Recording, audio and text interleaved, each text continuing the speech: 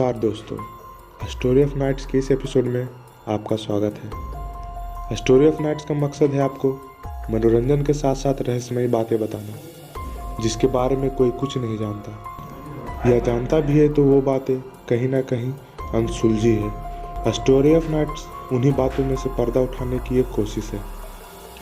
इस एपिसोड में हम बात करेंगे ब्लडी मैरी के बारे में कि ये कौन है, क्या कहानी छिपी है इसके पीछे। ये आत्मा है, भूत है, पिशाच है, क्या है? ऐसे तो कोई नहीं जानता कि ये क्या है, लेकिन इसको लोगों ने एक आत्मा का, एक चुड़ैल का नाम दिया है। ये एक लोक कथा पर आधारित है। जो घटित हुई थी घटना उसके ऊपर आधारित है कि एक प्रथा होती थी जिसमें एक अविवाहित महिला अपने हाथ में एक शीशा, एक मोमबत्ती लेकर अंधेरे में शीशा सामने पकड़कर सीढ़ियों पर उल्टा चढ़े तो उस शीशे में उसके होने वाले हस्बैंड, पति की तस्वीर नज़र आती थी। लेकिन कई केसेस में, क्योंकि इसमें बुरी शक्तियाँ इन्वॉल्व है, कई केसेस में अस्कल, हड्डी, जो कंकाल होता है उसका चेहरा नज़र आ जाता था या एक चुड़ैल का चेहरा नज़र आता था। दोनों केसेस का मतलब यह है कि उसका जो होने वाला हस्बैंड है वो शादी से पहले ही मर जाएगा। उसमें फ्यूचर पता चल जाता था कि उस लड़की की शादी किससे होने वाली है। लेकिन यदि कुछ गलत हो जाता था इस प्रथा को करने में तो उसका पति मर जाता था। ये जो ब्लडी मैरी थी, ये एक औरत थी जो पूरी तरह से शापित थी। उसने ये प्रथा की थी और उसके हस्बैंड की जगह अस्कल, हड्डी नज़र आई थी और गलत चीज़ें नज़र आई थी, जिसके वजह से उसका पति मर गया था।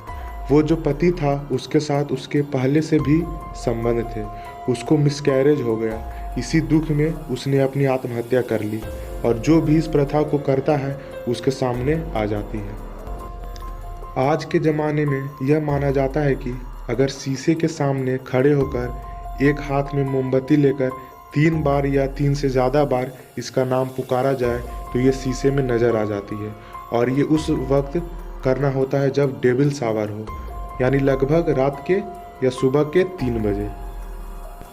ऐसा कई लोगों ने किया है। जो लोग इसको पुकारते हैं वो इसके सामने आ जाती है और फिर उसके साथ कुछ गलत भी हो जाता है। कई लोग जिंदा भी वापस आए हैं इस बुरी चीज़ से। कई लोगों की मौत भी हुई है। जो लोग जिंदा वापस आए हैं उनका ये कहना है कि उनके सामने खून से लथपथ एक चुड़ैल नज़र आती है जो अपनी आंखें इधर उधर करती रहती है और वह कुछ बोलती नहीं है, सिर्फ उसकी तरफ देखती रहती है। उसके बाद जब वो भागने की कोशिश करने लगते हैं उसके कमरे के दरवाजे बंद हो जाते हैं और जो मोमबत्ती जल रही होती है वो बुझ जाती है और वो कोशिश करती है उस इंसान को नुकसान पहुंचाने की। आज के एपिसोड में बस इतना ही। ये कहानी आपको कैसी लगी हमें कमेंट में ज़रूर बताएं तथा और भी इसी तरह की कहानी सुनने के लिए हमारे चैनल को लाइक, सब्सक्राइब तथा शेयर करना ना भूलें। धन्यवाद।